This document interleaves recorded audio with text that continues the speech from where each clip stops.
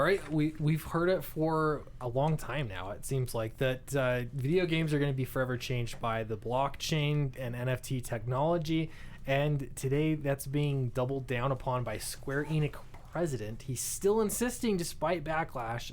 Why is there backlash? Why are people? I don't know. Why? He's stupid. He doesn't know what he's talking about. Games. Games are games. I think, in essence, this is part of the problem. Is people don't understand what he's saying here when he says that NFT and blockchain technology will forever change gaming. It's an evolution. Yeah. Remember Atari?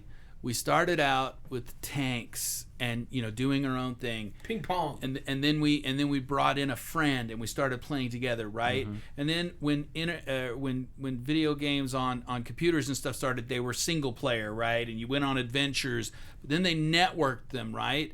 Because why was that so cool? Because it brought people into it, right? Oh, yeah. And into the game. Well, this is the next evolution of making it so they can not only play the game now, but they can develop the game with. They can create content. They can create content. This is freaking. Yeah. Anybody? How can they? They have no vision to call this guy stupid. I think people hear it and they think, oh, so now I'm going to have to pay $200 to play Final Fantasy, or $20,000 on the last NFT we talked about. Oh, $20,000, yeah. I think that there's some of that, and there's just a misconception as to what this could entail. But yeah, this is super interesting to me. This is a quote we got to pull out. Until now, in most games, we provided the content as a finished product.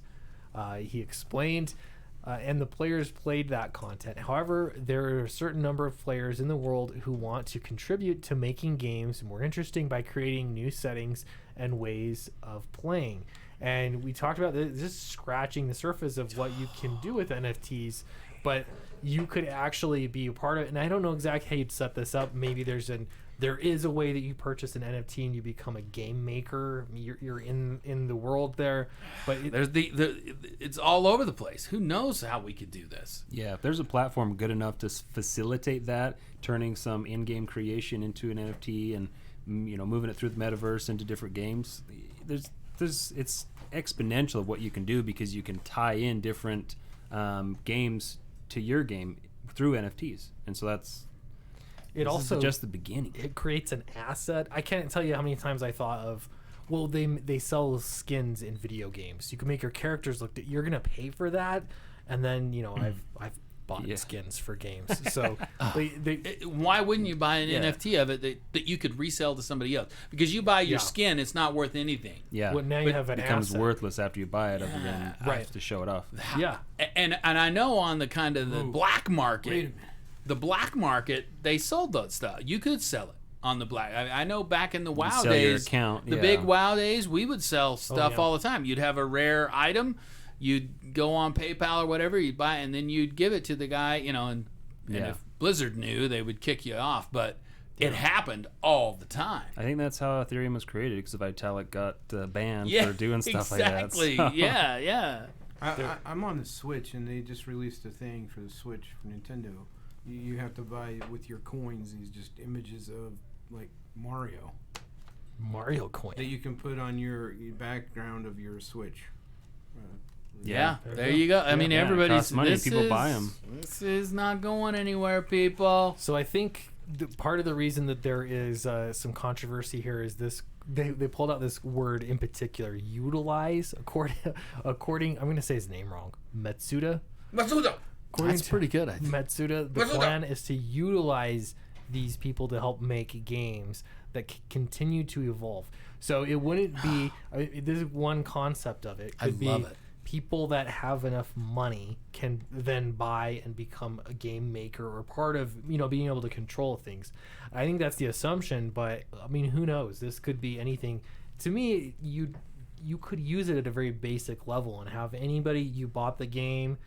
You're into it, or there's playing the game to be able to have more control over it, and then those NFTs have more value. But if you're playing a game and you're making assets, Like again, like you the you World create of Warcraft. yeah right. yeah you would be a builder in World of Warcraft. You could build that stuff if you had enough things. I mean, I could see that happening and it be an NFT. How cool would that be if in the game you did something that created it and now it has value? It has real world. Man, that's some exciting stuff. And we were talking, you were saying, oh, I don't want to pay $200, but we only hear about millions of dollars of NFTs, blah, blah, blah. But there are plenty of NFTs out there that are $20. Yeah. You can buy $20 NFTs, and they usually will stay $20. But the concept is the same. Yeah. You could, if I had a game and I could sell it for $50 and be normal, or I could sell an NFT for $50 and connect it to the game. Well, that's the thing too. Is so like a lot of people will pay $50 for a game.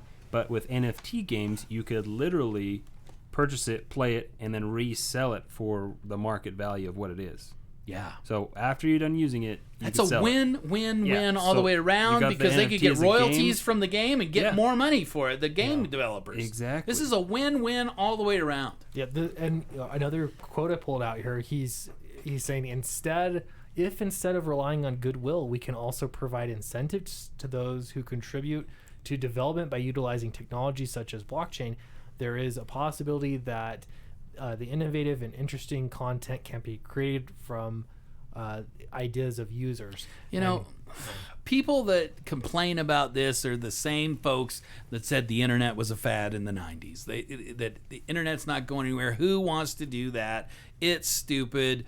These are just unvisionary sheeple. Sorry to use that term, but that's what it just feels like. They're these little followers of whatever's happening that doesn't do any innovation or anything. Right. Anyway, and soapbox there.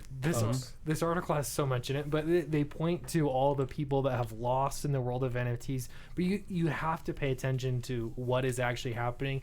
Most of these NFTs, we talked about that tweet, the first tweet ever that ended up being a terrible investment on the front end, but it has nothing attached to it. What we're talking about here is actually building things that have actual value to actual people. Mm-hmm. That is what makes them valuable.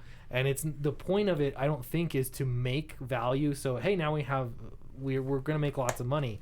It's to add incentives. And then that way you can make something in game that if you can create value, you'll be rewarded for it.